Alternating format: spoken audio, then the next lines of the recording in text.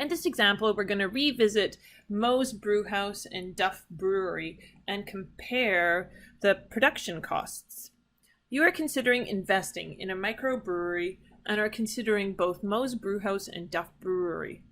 You have the following production equations for both breweries. For Moe's Brewery, we have the cost is equal to 30,000 plus 5.2 times the number of cases of beer. For Duff's Brewery, we have cost is equal to 25,000 plus 6 times the number of cases of beer. And these are the same as the equations that we determined in the previous two videos. At what level of production are the costs the same for both breweries? So what we're looking for is when are the costs the same for both breweries? And that's what we'll focus on for now. We'll get to part B later. So to start this problem, let's look at a graph that examines both of these cost equations. So here's a plot where we've got Duff's Brewery in the blue line right here. You can see it in the legend right there. So we've got this blue line, and Moe's Brewhouse is indicated by the orange line. And we can see that over certain production levels, Moe's Brewhouse has higher costs, and over certain production levels, Duff Brewery has higher costs. At some production level, however, the costs are the same for both breweries. And that occurs at this intersection point where the orange line for Moe's Brewhouse intersects the blue line for Duff's Brewery. From the graph, it's very difficult to ascertain the exact coordinate for the production level at which the costs are the same. But the graph is very useful to be able to come up with a quick approximation, as I can easily see that this intersection point occurs when production levels are slightly higher than 6,000. But our objective for this example is to determine the precise value for this intersection coordinate. So to do that, I'm going to need a little bit more than just this graph, and we're going to have to do a little bit of algebra.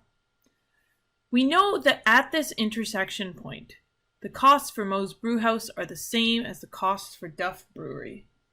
So what we're going to do is examine that relationship by setting up the equation, the cost for Moe is equal to the cost for Duff.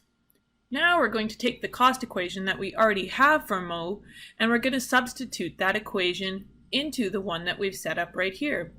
So we get 30,000 plus 5.2Q instead of the cost for Moe.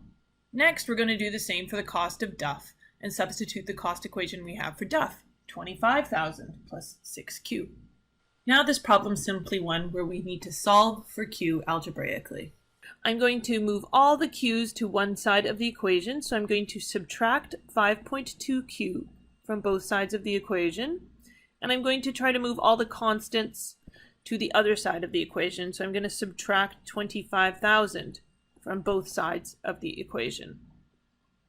So what I get is 30,000 plus 5.2Q minus 25,000 minus 5.2Q will be equal to, on the other side of the equation, I have 25,000 plus 6Q minus 25,000 minus 5.2Q.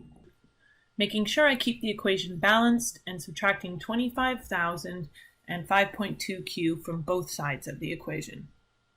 So now the next step is to simplify each side of the expression. So I have 30,000 minus 25,000, 30,000 minus 25,000, leaving me with 5,000. And then I have 5.2Q minus 5.2Q, so that leaves me with 0 Q's. And on this side of the equation, I have 25,000 minus 25,000. They cancel each other out. And I have 6Q minus 5.2Q, leaving me with 6 minus 5.2Q, or 0.8Q. Next, I want to isolate just Q. So here I'm multiplying by 0.8. So what I'm going to do to eliminate that is I'm going to do the opposite, and I'm going to divide both sides by 0.8.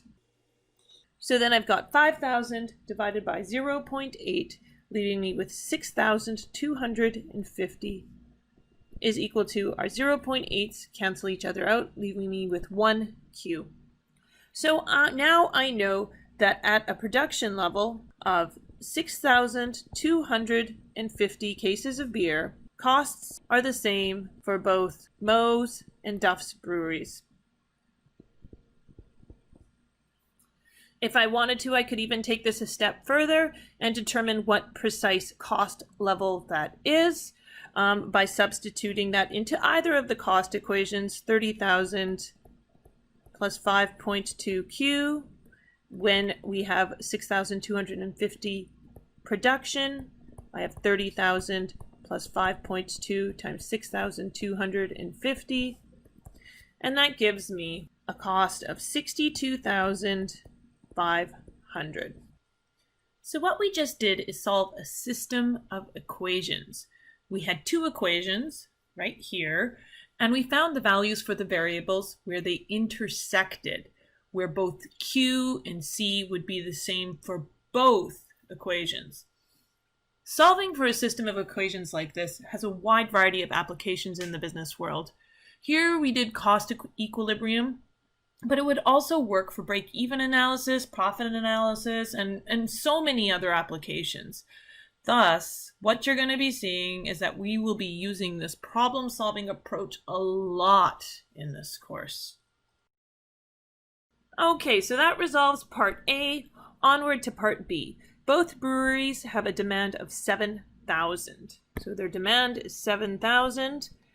Is the cost to produce 7,000 cases of beer more for Moe's Brewhouse or Duff Brewery?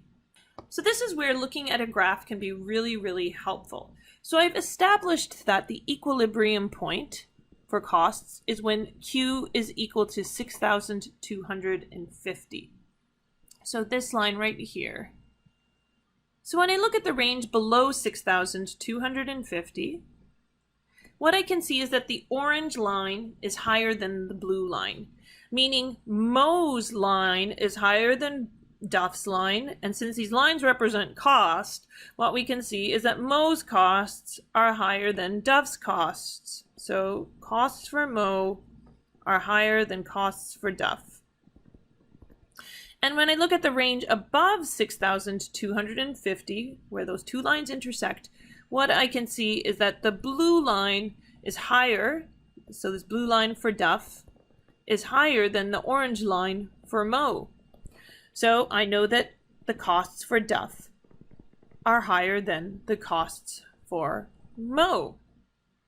So now if both breweries have a demand of 7,000, which is over here,